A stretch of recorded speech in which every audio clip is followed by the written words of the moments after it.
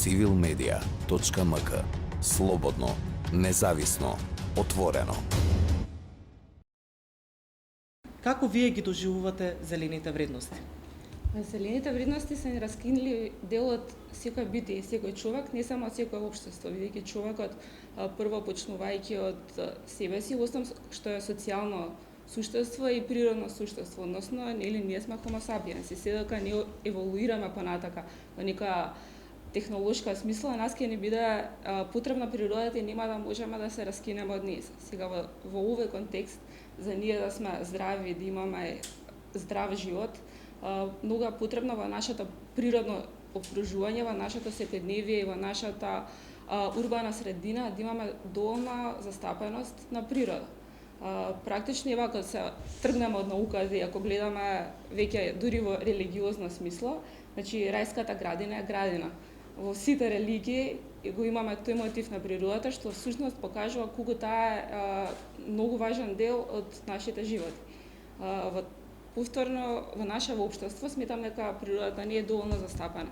Според нашите закони 20% секоја градажна парцела треба всушност не од секоја градажна парцела, туку на секоја од големината на градежната парцела треба да биде застапено зеленило, додека по глава на жител во градот се очекува 25 метри квадратни по глава на жител да има зеленило. Меѓутоа само прошетајте околу градот и ќе забележите колку тоа навистина се случува или не се случува. Практично ние можеме секојдневно да забележиме како се гради, меѓутоа зеленилото е многу помалку застапено. Ива, колку постои урбана култура во нашето општество и колку тоа ја чини, колку урбаното живење ја чини природата, односно здравата животна средина?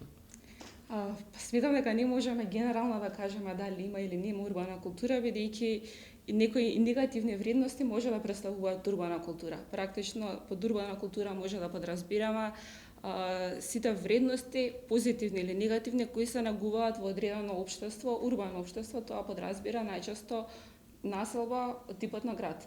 Во однос на природните вредности, зелените вредности како се нагуваат во наше општество, сметам дека се многу загрозени и сметам дека се многу потценети. Мислам дека не се разбира доволно што тоа значи зелена вредност и некој тип на зелена култура. Обично кај нас се поврзува веднаш со екологија, што не е дека не е така, бидејќи зеленилото сите знаеме. Отворете обичен учебник од основно деление, било каков, ќе видите дека таму нели пишува дека зеленилото го пречистува воздухот и благопријатно влијае, меѓутоа не е само тука улогата на зеленилото, бидејќи природата создава еден цел сплет на многу покомплексни вредности од тоа. Влијае на како се развиваат децата кои се пораснати во природа, во однос на како се развиваат оние кои се пораснати во урбана средина. Многу позитивно влијае во борба со овие модерни психички болести од типот на анксиозност и депресија. Потоа практично научи на еден природен процес на живот. Наспроти ова наше постмодерно конзумеристичко општество, каде што ние повеќе се учиме дека се добиваме многу брзо и цело време сме во нека трка, додека оние општества кои се повеќе изложени на природата ја имаат таа смиреност, бидејќи на некоја подсвесно ниво црпат од природата какви се животните процеси, бидејќи за да садите цвеќе треба да му се посвети внимание, љубов за тоа да порасне.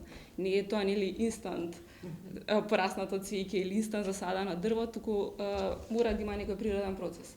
Во овој контекст на вашето прашање сметам дека природата има многу широк опсег на вредности од кои ние треба да учиме и кои всушност се многу природни за нас. Треба сама да ги воочиме, а тоа треба да не биде дозволено од нашето природно окружување кое е загрозено во моменталната ситуација. Во однос на скапотијата на овој тип на проекти, практично сметам дека најскапото што би било овде е откажувањето на краткорочниот профит, кој моментално го гради нашиот град и е водачка сила во урбанизмот во Скопје.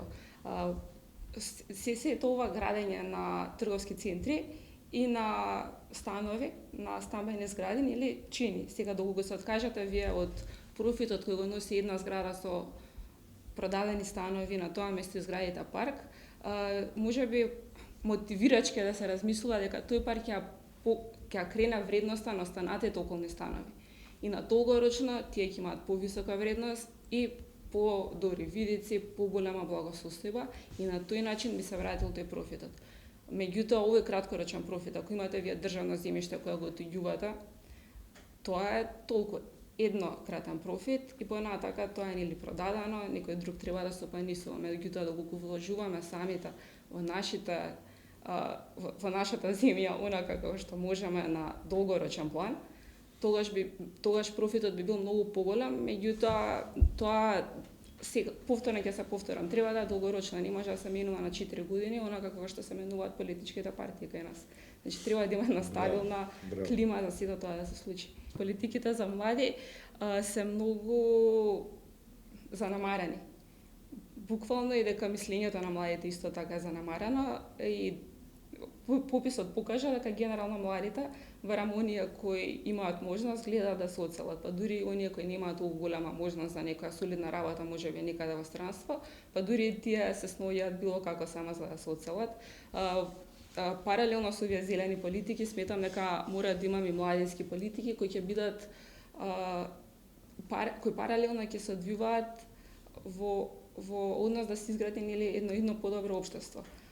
Младината кај нас сметам дека е заинтересирана и дека има голем потенцијал, меѓутоа не сите, повторно не можеме да генерализираме.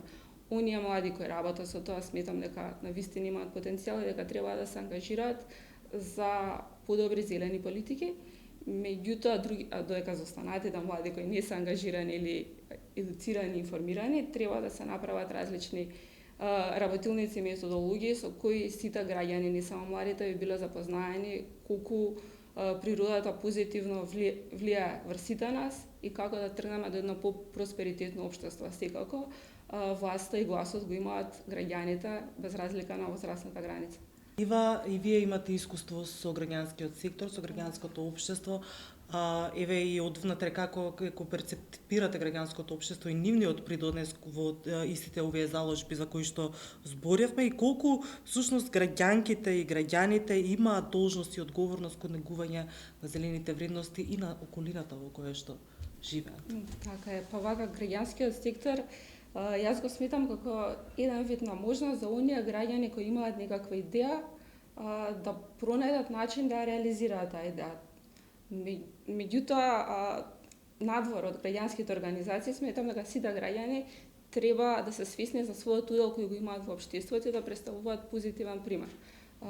Ева зборувавме за зеленилото во градот, ќе се надоврзам како би можело да се подобри зеленилото во едно општество во однос на едукативна смисла, посебно за најмалите.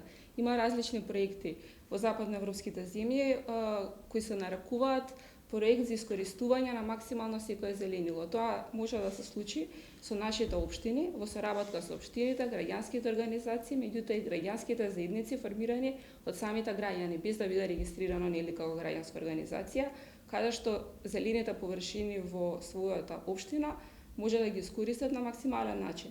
Во соработка со училиштата, па тоа да се едукативни градини, во соработка со градинките каде што нели малите деца ќе можат да учат како се сади или нешто да се случува, општината да помогне да донира садници, дрва или различни растенија и на тој начин може да се создаде една многу убава атмосфера и не само едукативна, туку која ќе подобри и животот и демократијата во самата општина. Инаку мислам дека сега ќе звучи малку смешно, меѓутоа природата на самата природа е демократска. Ние сметаме дека демократијата и сите овие вредности за кои зборуваме тргнуваат од општеството и од човекот, меѓутоа ако земеме да изанализираме природата ќе видиме дека целата разноликост всушност потекнува од природата. Ние имаме цели синџири на исхрана каде што нели кои се учат по биологија, каде што ако тргнете вие само едно суштество од тој синџир на исхрана, целата природа се пореметува. Во таа смисла природата нас научи дека нели сите заедно формираме една целина и дека сме подобро општество. Civilmedia.mk. Слободно, независно, отворено.